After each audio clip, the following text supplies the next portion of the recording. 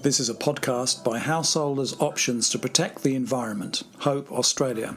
We are a community environmental education and capacity building organisation based in Toowoomba, southeast Queensland, Australia.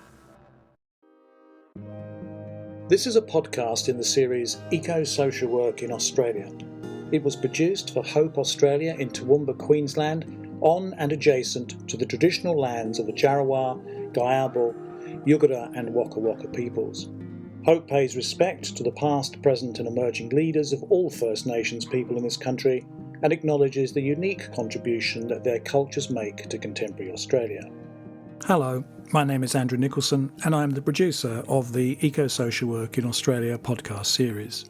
Some of the audience for this podcast series may have only recently discovered the concepts of green and eco-social work practice, and so it may come as something of a surprise that there is a substantive history leading to present interests within social work intervention about the importance of physical environmental factors as currently exemplified by climate disruption and its impacts, and an advocacy for the inclusion of physical environmental factors into mainstream practice, which goes back to the early 1980s. There have been a number of upsurges or renewals of interest in green and eco-social work approaches since that time.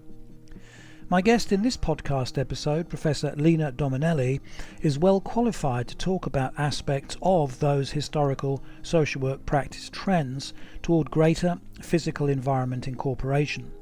She invented the term green social work, and for over a decade now she has developed a range of research interests of great relevance to the green social work turn. These include work on climate change and sustainability, extreme weather events, earthquakes and volcanic eruptions in the context of disaster interventions, community vulnerability, sustainability and resilience. On the international stage, she has represented the social work profession at United Nations discussions on climate change since 2010, and for a long time she led Pillar 3 of the Global Agenda for Social Work, focused on promoting community and environmental sustainability.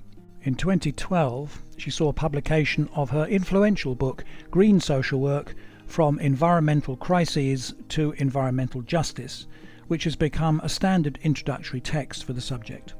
In this episode, I talk to Professor Dominelli about the current state of play of green social work practice for various constituencies of social work service users internationally and in the context of accelerating physical environmental challenges. So a warm welcome, Lena. It's a great pleasure to talk with you today. Thank you, Andrew. It's a pleasure to talk to you. And I'm really delighted that we finally made it. Yeah, but perseverance pays off. The challenges of wonderful Zoom and Teams, they have a mind of their own, don't they? They do, but we couldn't do without them. Yes, look, absolutely. Let's start our conversation today, as in time-honoured fashion in this series, by inviting you to introduce yourself more fully. I have given a bit of an overview about your very, very extensive CV. But can you give us some personal sort of sense of your early professional influences, highlight your extensive, professional career interest in social work, and particularly perhaps around that specific interest in green as distinct from eco-social work ideas, practice, and principles? Well, I don't really have a lot to say about my early career. I started off as a sociologist, went into community development, had loads of interesting experiences doing that, and then went into community social work, and then a community work lecturer, and then our wonderful Margaret Thatcher, Prime Minister, who destroyed everything that she didn't like, decided community work didn't belong in social work and got rid of it from social work. It's still around, but nothing like what it was in my days. And so I trained to become a social worker and went and worked in probation, prisons, residential sector, social services department, and then got interested in things like child sexual abuse. So I was one of the first people to kind of write about it and talk about it in social work, and then similarly with domestic violence.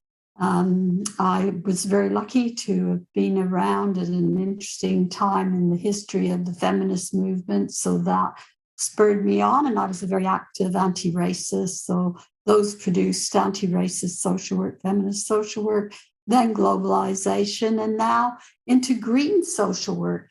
And it is a very deliberate decision on my part to talk about green social work as opposed to eco-social work or environmental social work, although I did start off looking at the environmental social work movement because I had been involved in Greenpeace and other similar civil rights movements and thought about the earth because I read as a very young, I think I was a teenager when I read Rachel Carson's Silent Springs and was appalled at what just soap and detergent was doing to the environment.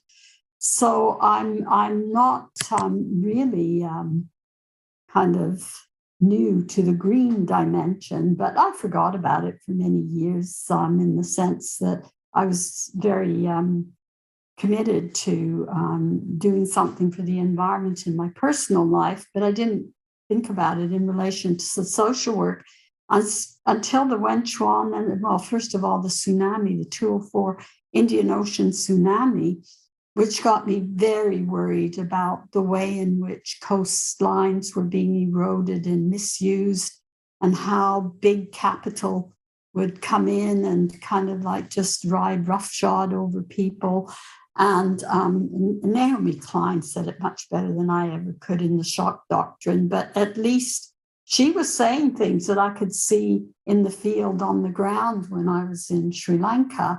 And then it was really motivated by two things, to think differently about social work's role in all of this, not just going after the event and dealing with picking up the pieces, as I call it, which we do very well, but I thought this isn't good enough. So then I went to China and worked with colleagues post the disaster, a lot of training and learning and working with them, again, from a community development perspective, and, got them talking about ecotourism in the area that was destroyed by the earthquake so that they didn't have to reproduce things like they had before, and just learned a lot about how culture and people's ambitions and visions for themselves come together.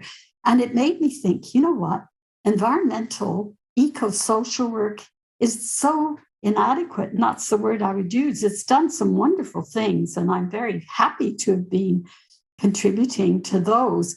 But I just thought it's inadequate because it doesn't deal with culture effectively. It doesn't deal with what I then decided was the critical, and I think research backs me up more and more now because I then started getting involved in climate change research and other things, which I'll mention in a minute.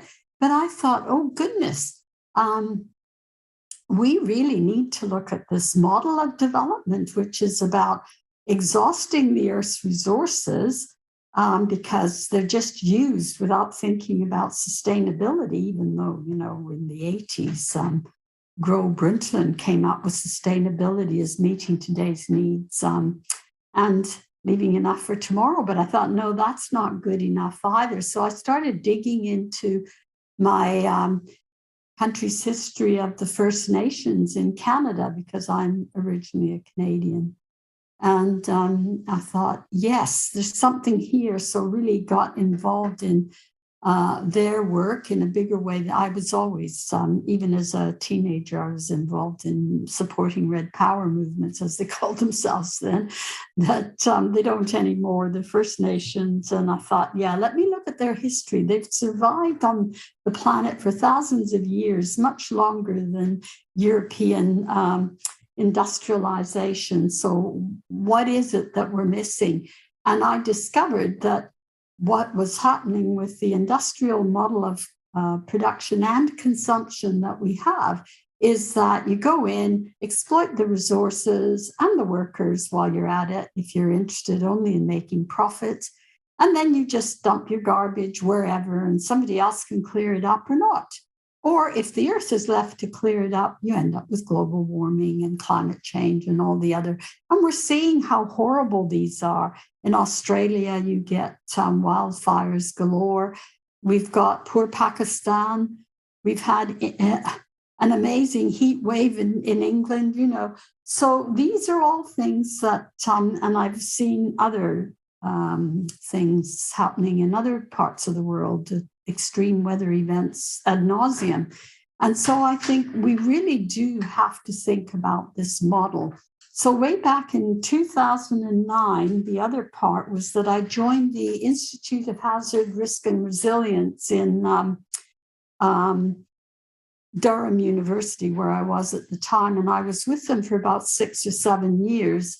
And I loved being there because it was really exciting research we were into on climate change, earthquakes, volcanoes. I mean, you name the disaster, we were into it. And it made me really think, because I was brought in there initially as a community engagement person, which was fine because it was going back to my roots. But I thought still, most social workers in the UK, not true everywhere, don't see themselves as community development workers. So how do we make it more relevant? And way back in 2002, which was before I got involved in this, I'd been looking at people's housing and finding it inadequate for human consumption because it was full of mold, at least here for poor people, full of mold, and a lot of it was decaying fabric. And then I suddenly started looking at it from a climate change lens and thinking, yeah, when you heat, and then, I got all the gadgets to measure the heat coming out of houses, to show how much energy you're using with making a cup of tea, especially if you fill the pot up instead of having it just for what you need. And we did this with children and young people, because I was involved in the Gilesgate project at the time, and I brought a bunch of students from Durham to kind of work with the community, again, from a community development perspective. But suddenly you realize this is about people's everyday lives. And so therefore, it has to be made relevant to social work. And then I thought, well, given that I have this critique of capitalism, neoliberalism, how we consume, consuming for the sake of consumption instead of consuming what we need. So I thought with that, plus the First Nations vision of we have a duty to care for the world and the planet and all living things within it, then because we're supposed to be, according to them, custodians of the earth, not exploiters of the earth.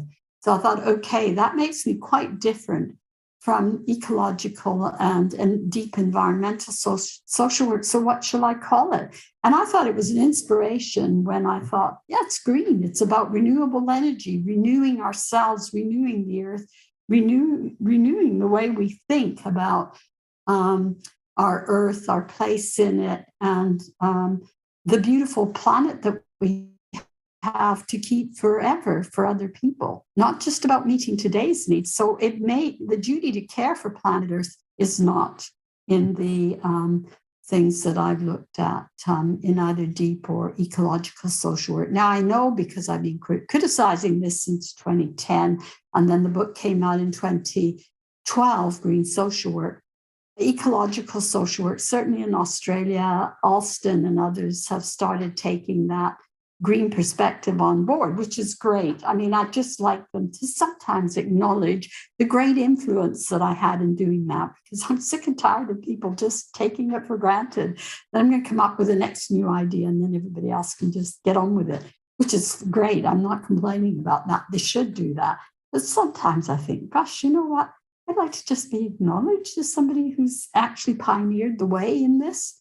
Because I think I have. It is an extremely trenchant, uncomfortable critique, because people don't like it when I tell them this, and certainly not the developers that I work with. When, here we are in the UK, they're still building houses, even though many of us, including me, would say, don't build them without insulation, without thinking about ventilation, because there are, and we can learn from the Mediterranean peoples, how to keep cool in the summer, how to keep our cities cool. Because I've been in desert places and I've seen how they keep cool without any electricity, without any, you use shutters, you use the way you build curved things over buildings so that they overlap and let the air circulate.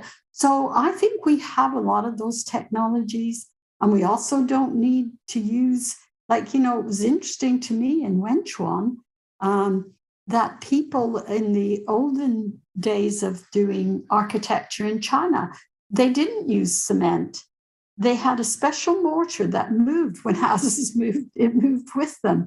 And it meant that they didn't fall down. So, because we kept saying, well, why is it this old building's still up and all these new buildings have all collapsed? And you could see they'd all sheared or they'd all kind of like wobbled, even the ones, we don't know how high we can build to be earthquake proof. Because I know one of the civil engineers I asked, because I work, the other thing about green social work is it's transdisciplinary. So I work with the physical scientists and the architects.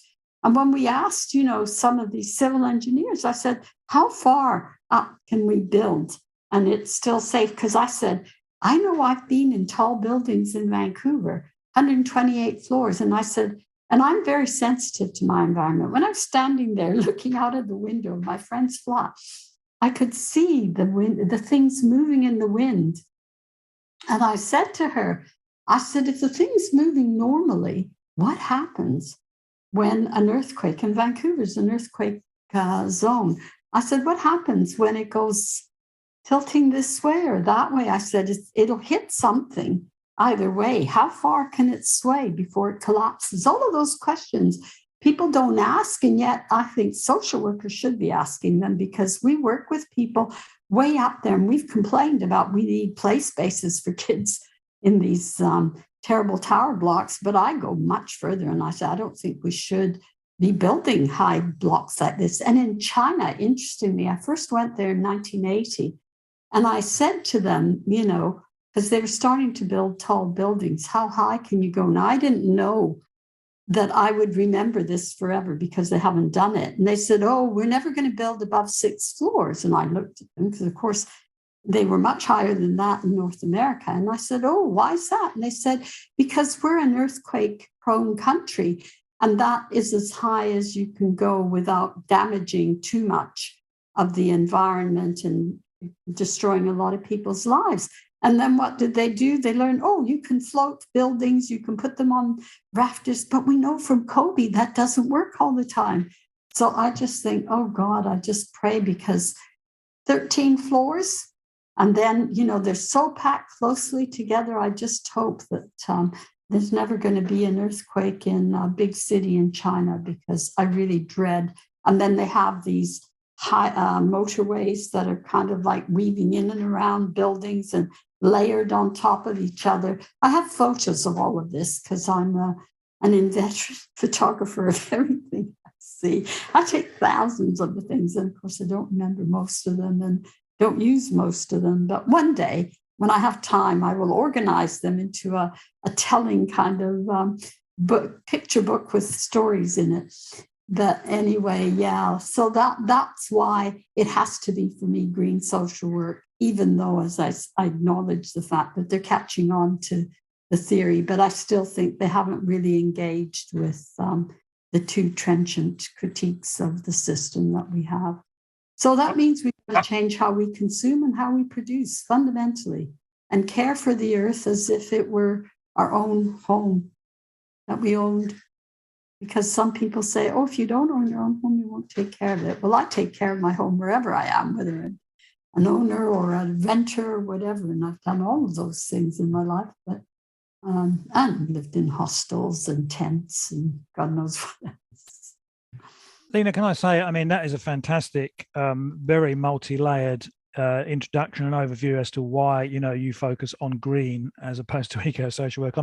I just picked out there at random, about 7 or 8 threads, but just, early intersection of environmental and social justice interests, environmental stewardship model of First Nations people, critiques of neoliberalism, sustainable housing, energy efficiency concerns, passive solar radiation and ventilation. the wisdom of some older building techniques, transdisciplinary knowledge sharing. I mean, that's almost like a masterclass of holistic, interconnected threads in this model of green social work. You've already started to. You got it all in one, Andrew. I'm impressed. Well, it can only go up from here. But I mean, you've already started pointing to some of the actual on the ground implications of that worldview, that practice model, call it what you will. But just to drill that down a bit more specifically, let's just focus in on that practice model, green social work practice in 2022, and perhaps illustrate and build on some of your existing comments to describe in a bit more detail some of the social work interventions which represent green social work in 2022. For you, what constitutes green social work practice? Well, I can bring it right to the current cost of living crisis.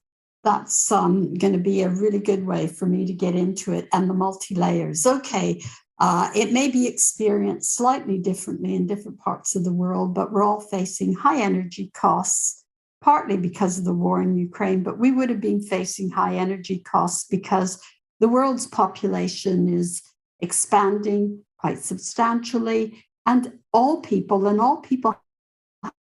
have the right to development under the 1986 Right to Development Act, which all countries that are members of the UN have signed. So everybody has that right. My only caveat to that is that it should be made one that is sustainable and green so that we can protect the earth. And it also means that those clever people in the West who developed a lot of renewable, and Australia has one of the technologies I really want to hear more about, because I've only seen one article on it, and I can't remember the name of the person in Melbourne who has devised a photovoltaic solar panel which runs at night, which if you can just get it to run on any kind of light, you've solved the problem. You don't have to store it. You just keep it going forever. Yeah. So I really want to find out more about that. It's in trial, I know that, which is why it's hard to find out a lot about it, but maybe you might be able to because you're in Australia. But you're not in Melbourne, are you, Andrew? No, I didn't think you were. But anyway, if anybody's hearing this and knows the person, please get in touch. It's simple. Lena Dominelli at stir.ac.uk.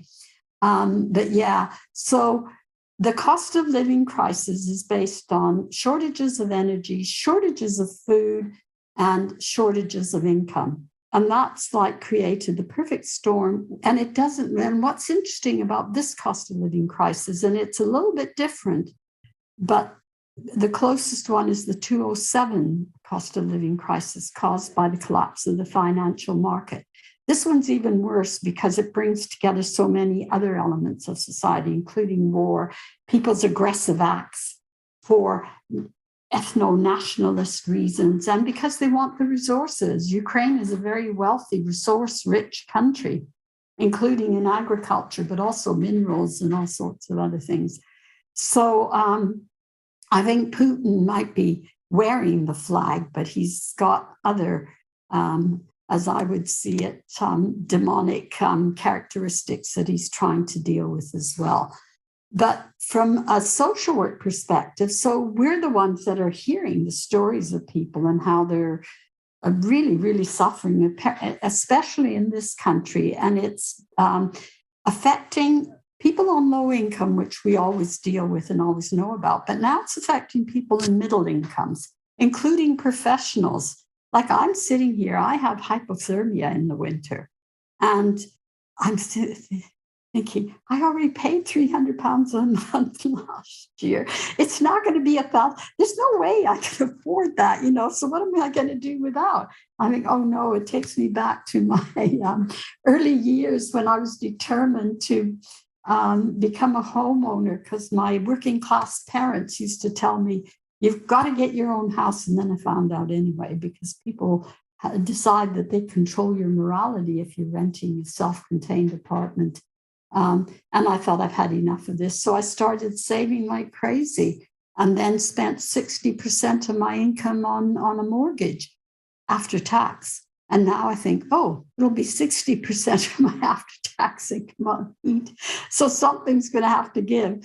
But yeah, and I think, oh no, it's not going back to that. And then I go and listen to people and they say, well, I don't know what I'm going to do about my children's school uniforms. I can't afford them. So, you try as a social worker, community worker. Well, there must be people with older children who've kept these. Maybe they'd be willing, even if not to give them to you, to share them with you. And, so you become really creative in everyday life.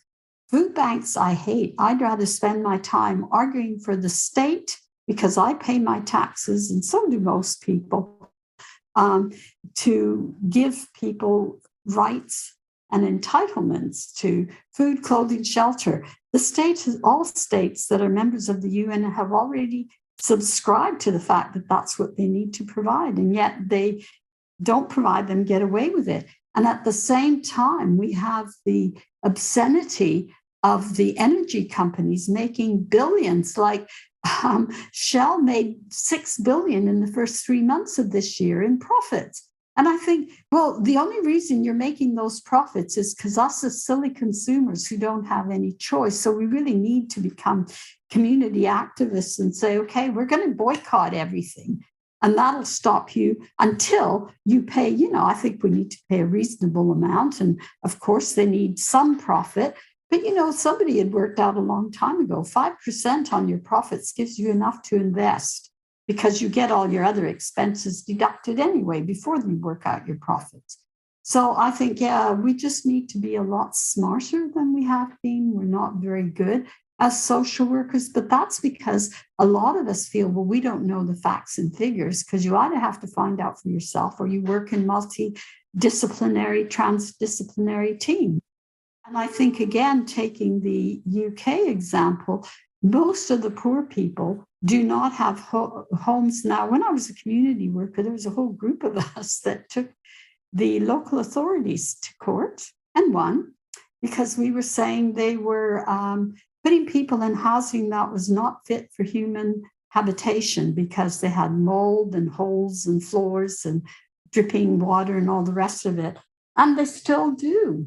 And so I think, housing should be a much bigger issue on our agenda, because people are living in appalling conditions. We should also be saying, we don't want, well, I tend to believe in rights and entitlements, not in charity and philanthropy. And so I would rather that social workers started helping communities to organize. We need to go back to our community social work days, when we were the one point in the community where everybody could come to for help and assistance. And yes, sometimes we'd refer them on, but often we'd work with them to solve their problems.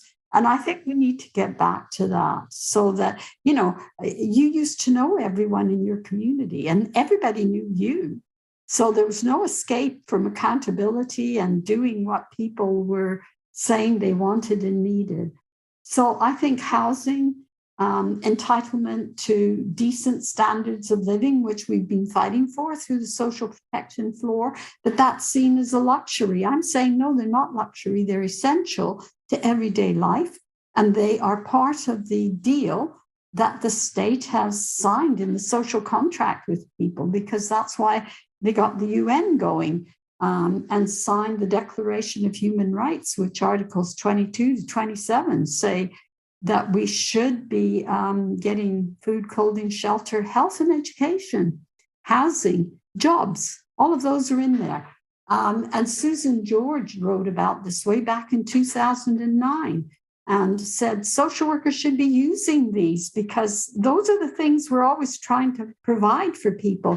And usually now in the UK, I don't know if it's the same in Australia, you have to go and either send them to a food bank or to some other charitable organization. And I think that is just outrageous. We developed a welfare state because philanthropy couldn't solve the problem for the majority of people. Philanthropy, given that it's reliant on people giving, there's only so much people can give. And now we know from the cost of living crisis that food banks don't get as much as they used to because people need it for themselves. and they're not giving as much. Now, I don't know if this is happening in the US, where they have a much stronger tradition of philanthropy than in welfare states like the UK used to be like Sweden. And then it adopted the neoliberal American model under Thatcher. And we're closer to the US now than we are to Sweden. So those are all things that I think we can do.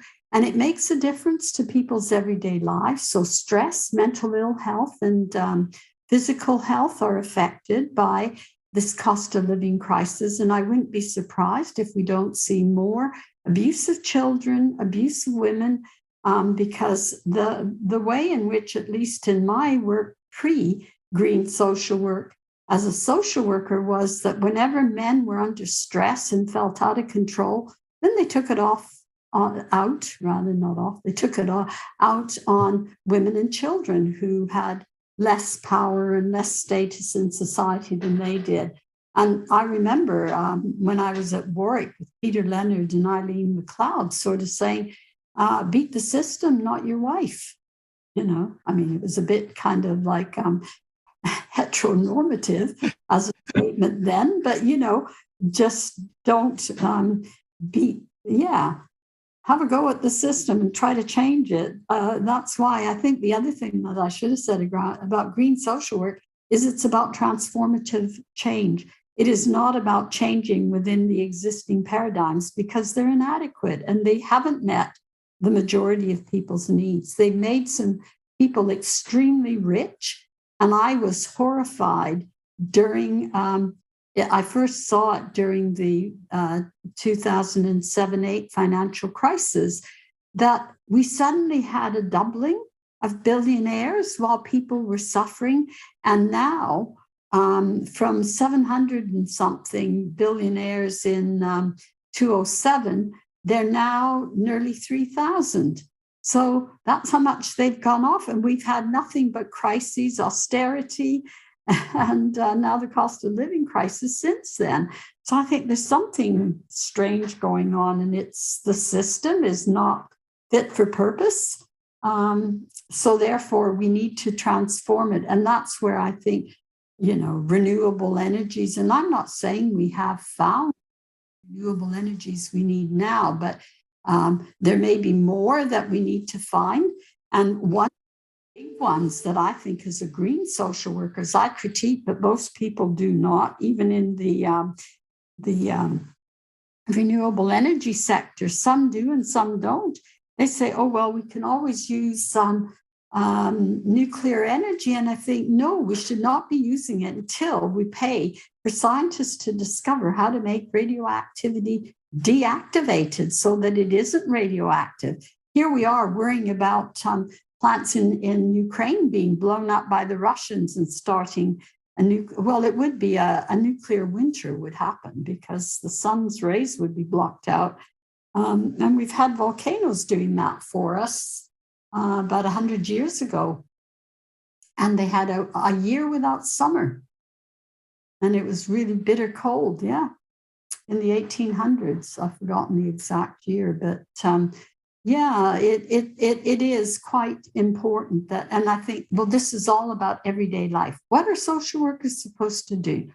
Well, we are supposed to provide for people's health and well-being in their communities, in their households. So that green social work is relevant to everything I can think of.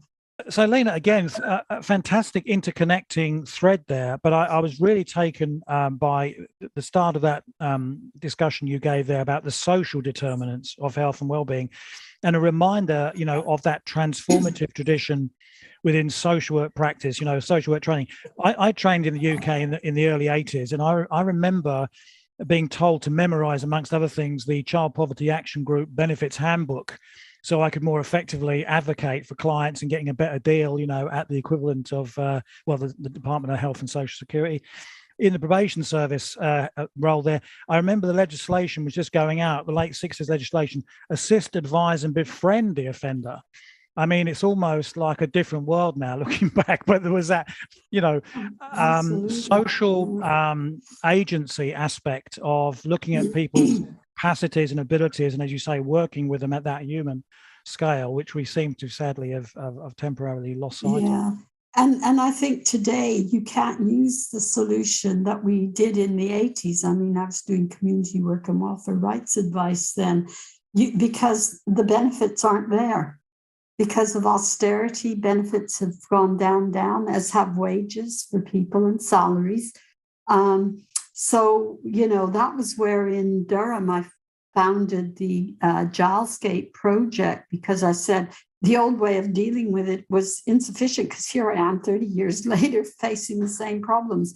And that was where we started looking at a community becoming a self-sufficient energy community. Now in Scotland, we have one. It's called the Isle of Eigg, EIGG. And the whole community, it's all collective, owned by the people, the community, and they produce everything for themselves, their own energy. Now, Scotland's blessed with wind nearly every day. It's stronger or less strong, but there are very few days in the year when there's absolutely no wind at all.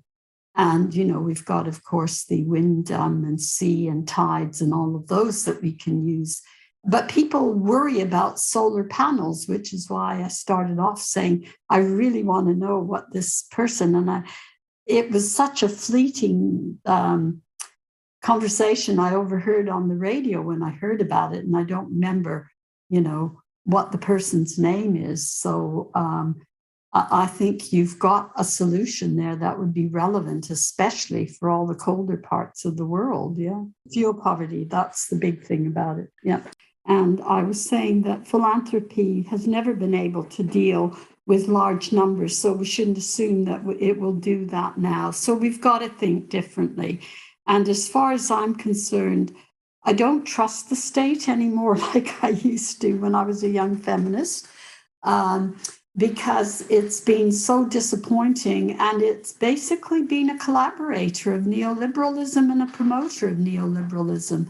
So that was a big shock to me, just getting that. So I think we're back into these self-sufficient communities, but I don't say a community is 5,000 people like a community worker would. And I wouldn't want to work with 30,000 like community workers in China do.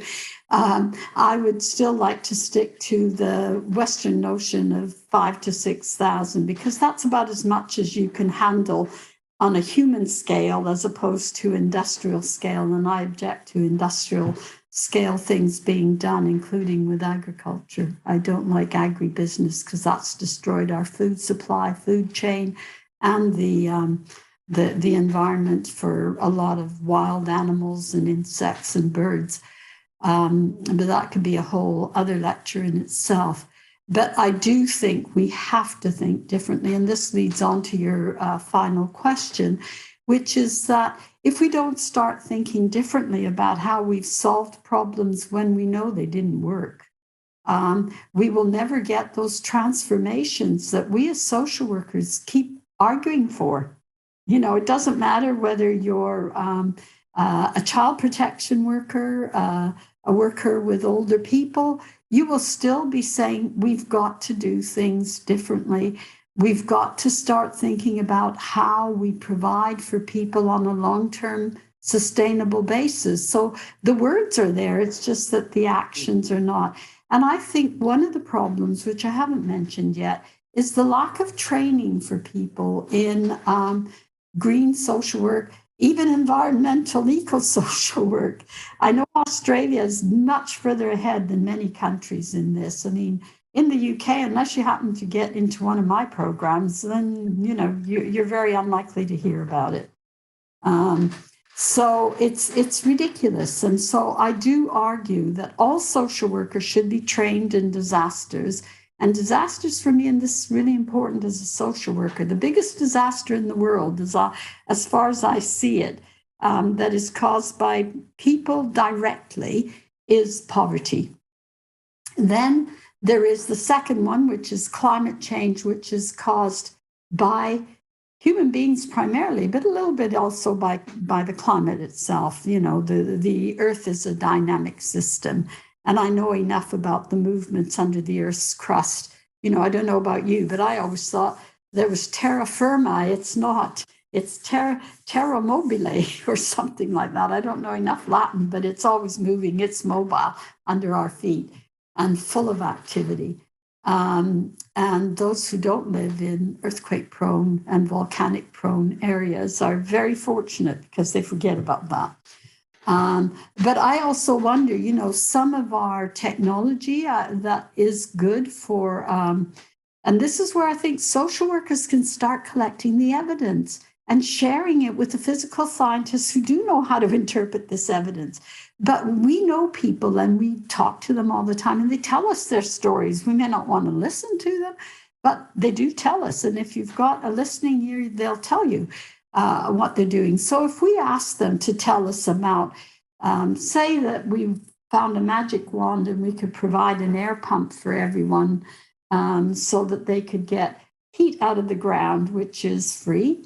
You only have to pay for the equipment and to be linked up to the grid. But I don't even think you need to be linked up to the grid. But that's something that I think the big companies are not telling us all the truth about that because they want money. Yeah. So they charge you for a standing charge. And I think, for what? Why do you need a standing charge? You're already charging me for everything I use. The standing meter has been paid for God knows how many times, because in one house, I had one that had been there for 60 years.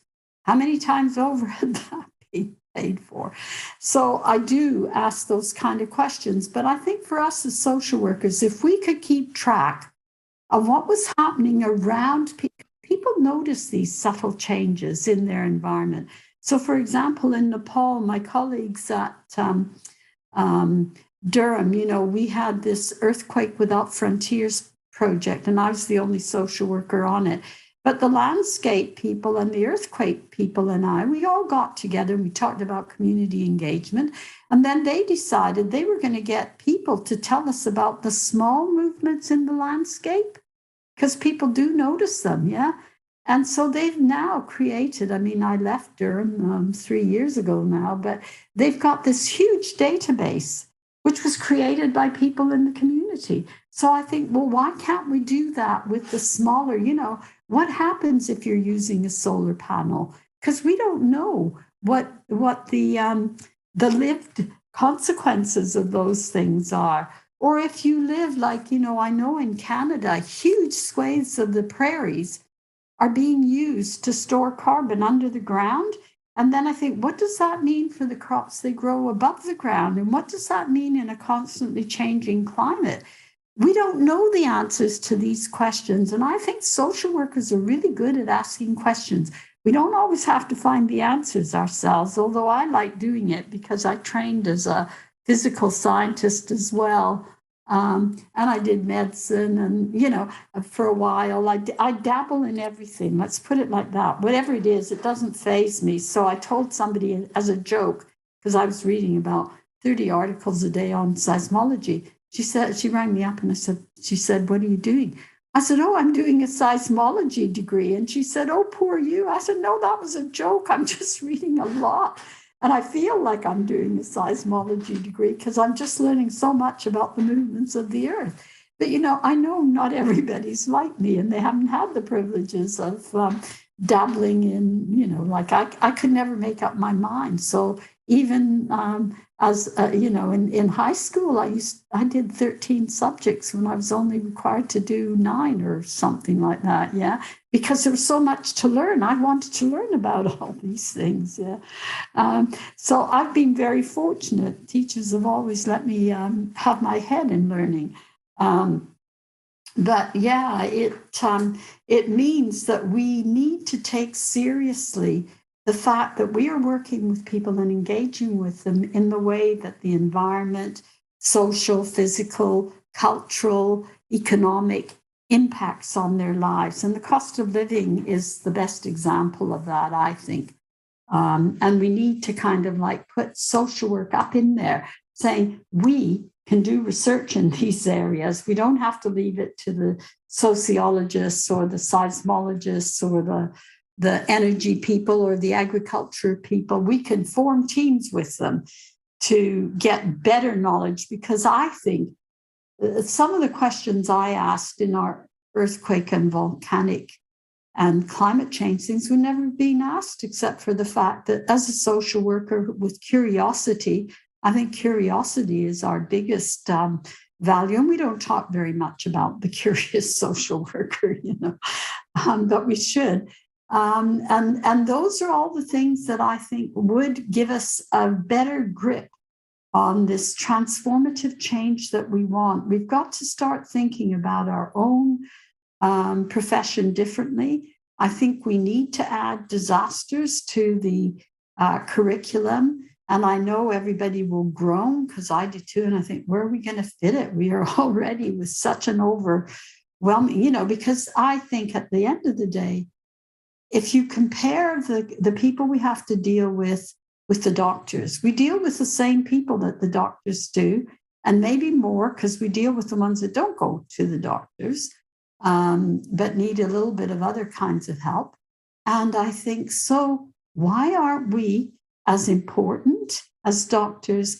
Why aren't we involved in research like doctors are? I think all social workers should be doing research, and most social workers want to run a mile when you mention research to them. And all of this, I think, is just bad kind of training, and it's bad training not because of the academics, it's because of the systems we have to work with, where training for social workers has always been obtained on the cheap instead of being paid for fully, so that we could we might need 5 years of training for a basic qualification in social work.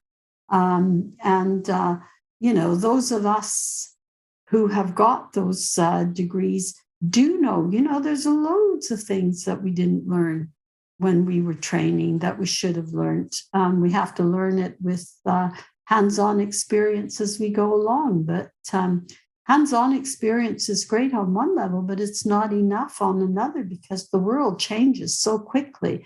We need to keep up with the research, and we need to be doing the research. I don't know about you, but I am sick and tired of all these other professions appropriating our knowledge and then taking it over and making it theirs. And this has happened in community engagement. I've seen that happen. It's happened in so many areas: mental health, community work. Now we have the community nurses doing, in the UK anyway, doing work that we used to do as social workers when we were community social workers. And I think, what happened to that? How did it all kind of escape? Health, mental health, same thing. Now, I don't know about you, but in the UK, anyone can become an approved mental health practitioner with minimum training. They don't need a social work degree. They used to. Anyone can do counseling. They don't have to go through social work anymore, because that's been taken away from us under the Thatcherite changes. So, I just think there's been a lot of shifts in social work, most of which I see very negative for the profession, because I think we are the only profession that is holistic. We don't pigeon people off into tiny little groups, because we know that even if you're working with an older person, there will be young people in their lives, there will be family, there will be a whole range of different people, and a lot of older people, especially the kind of older people who are maybe a generation or two above us, are now very engaged. They're working till very late. They ignore retirement ages and just carry on. So all of those things, I think, are requiring us to think differently about our profession and to expand our portfolio, not kind of make it shrink like it has been. So that's how I would answer you that question. Again, a very rich set of responses there. We didn't even specifically delineate the question, but, why should the mainstream social work profession concern itself with developing its practice in response to some of these wider, interleaved, wicked problems that we've been talking about? But just a couple of things that I pick out of that very, sort of interleaved response you gave there is that social work has to move with the times. in cognizance of the fact that we're now dealing with much more complex multi-leaf problems, the wicked problems sort of syndrome. It also sounds though it's in our own interests to do this, not just leaving aside the actual environmental and social determinant side of this stuff, the social justice side of stuff, which needs to be addressed. But we need to attain that place at the professional table, to maintain that place at the professional table, because to some extent our expertise and experience is being appropriated, co-opted. There's a sort of professional identity theft process going on here if we don't watch out. So we need to get perhaps cluey and real. That was my reworking. I hope that's a reasonable.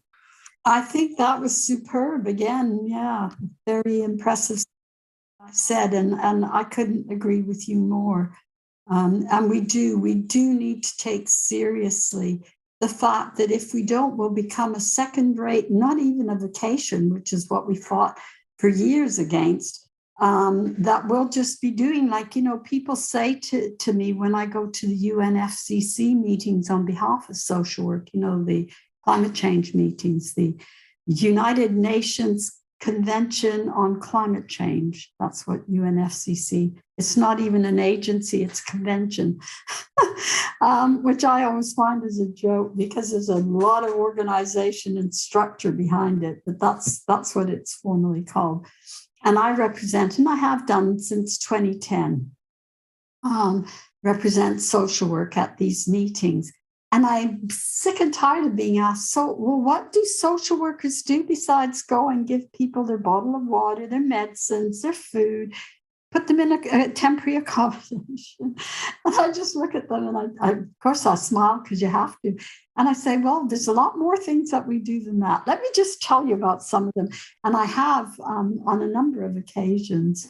And I do, if anybody's got any of these, do let me have them, because there will be, I've missed the boat for this year, but there will be next year and the year after, because this is not going to be resolved in the next couple of years, she said, as a pessimist. But anyway, we do need to find out how we can tell people that we're doing so much more. Like, I think of the people in Africa, and they did send me some photographs of women dealing with drought-resistant plants, for example.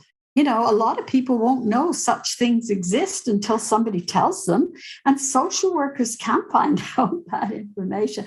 That doesn't require a science degree, and you can say, look, these are the things. Or if you need a degree in agriculture, go and work with your colleague in your university who does agriculture. They'll come and tell you, and they'd be delighted to work with us, because I've never found a single person in the natural sciences who hasn't been really happy to work with me and to be challenged, yes, and me being challenged too, to sort of rethink things like, oh, that's interesting. Now, why does that work like? And then go and ask them. Because we do need, as I said before, that sense of curiosity and wonder, which all of us have. If you look at children, they're full of curiosity and wonder, and then we beat it out of them somehow. And I don't mean physically, but mentally, intellectually. Like I remember my son saying, oh, Mom, school's so boring, because the Thatcherite years wanted, let's look at tables, league tables. It's all exam results. So what do teachers do? Cram people's students with here are the answers for the kinds of questions they might ask you. And I think that is a destruction of education. Education is about asking questions and finding out, when you don't find the answers, why you didn't find them and what would work if you could. And if you can't find them, think of another way of dealing with it, because the answer is always there. There's always an answer, because we've created the problems. So there must be a way of undoing it. And I know my son, who got a PhD in chemistry, said, Mom, you can't just wish that people would find the answers to everything because you want to. And I said, yeah, but if people don't want to find the answers, then they won't. But I think we keep having to have that spirit of wonder and curiosity to ask questions. And I know my mom used to say when she was alive, she died just before COVID, she used to say, oh, you always used to be a curious child. You never stopped asking questions. And I said, yeah, I'm driving you and Dad up the wall. And she said, well, I didn't say that. I said, you didn't have to. I could tell your tone of voice. It is tiring having a child who constantly wants to find out, what about this? And I go, I didn't. So if they give me an answer, and then what about that? So I'd probe underneath, which is a good social work skill. I didn't know that at the time. I think some of us were born with those talents rather than learned them. And I think I was probably lucky I was one of those. But I got encouraged by my parents, yeah. They didn't say stop asking questions, even if they felt like it. They always tried to answer the questions. And even my teachers, I used to never stop asking questions. I remember my chemistry teacher once when I was asking him something. And I was shocked when he said, well, we don't know the answer to that. Maybe you can find it. And I looked at him like, what, me? The curious and inquiring social worker, I mean, you must be an exemplar par excellence of that. Social workers asking the awkward questions. I mean, it seems clear that you feel, I hope, again, this is not, accurately paraphrasing you, that the profession, as all professions to some extent, but the social work profession particularly, has to change its focus. It needs to progress its practice. It needs to evolve its practice. Have you got any sort of tips at all? And you just said, look, that's not going to happen even in the next couple of years. But have you got any sort of thoughts at all about a timetable for that, as to the priority for some of those changes over, say, the next 10 years? I hope that it's sorted out before the next 10 years, but I have tried to put into practice, like, what do we say? Walk the walk. Like here in the UK, I've been a major motivator behind getting, but this was in England. It's not national yet. I mean, UK wide, like we have 4 nations now in the UK, and they're all developing their social work quite differently. But I was in Durham when I started this in England with BASWA England. And we set up a roundtable to discuss social work and disasters. And we agreed, now they drew on my research ad nauseum, of course, because there's not much else available here in the UK. And so we drew on that, and we came up with a set of 12, I think it was, competencies, which have been accepted by the local government association in England, not in the other 3 nations, Wales, Scotland, Northern Ireland. But I'm going to be beginning making these, because I'm still not formally moved into Scotland yet. So long story. But anyway, I am in the university, but not in Scotland as a country. So I want to kind of like work very hard when I get here to make up for lost time, to kind of say, well, these are the things we can do at community level, and I will begin at community level. Like, for example, there's a big polluting industry. Now, I'm not sure what it produces. It's called Grangemouth. I just know that I cringe every time I go past it. And it's about 5 miles as the crow flies, maybe 20 by road from Stirling itself.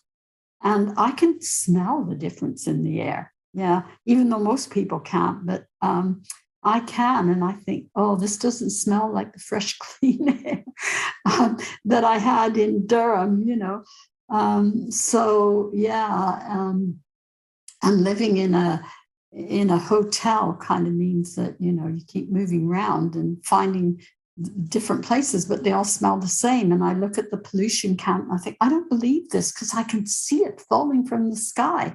And I don't remember, like sometimes it looks like rain. I have to go outside to make sure it is particles, not rain. So, all of these things. And I think this is where we're missing the opportunity. So I think when I finally do get properly settled, I will start a community group. Now, I found out one did start and didn't get very far. So I have to find out, why didn't it get far? What do I learn from what was done before? So that I, as a community social worker, because that's very much how I identify myself, can take this up, work in a holistic, transdisciplinary way, and make sure I have the people that I need, the social scientists, the physical scientists backing me on this, that we have the evidence to prove that the soils and the earth and the waters and the air are being polluted by, you can see it spewing out. They're even burning stuff because you can see the flares. And I think, what on earth is going on here? I don't have the answer, but I will be. That's part of the curious question. The first bit is being done.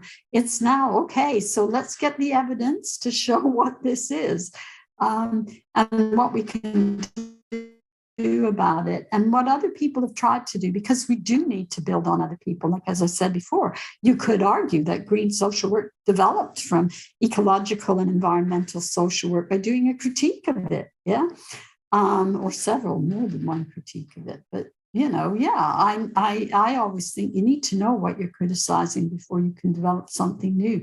So I will do all that. But then I think, okay, then I will put green social work principles to use, and I will be involving community groups, because we've got to mobilize as a community, and then put pressure on the people who make the decisions. And in this case, it will be local government officials, central government officials, the owners of the multinational, I think it's a multinational firm now.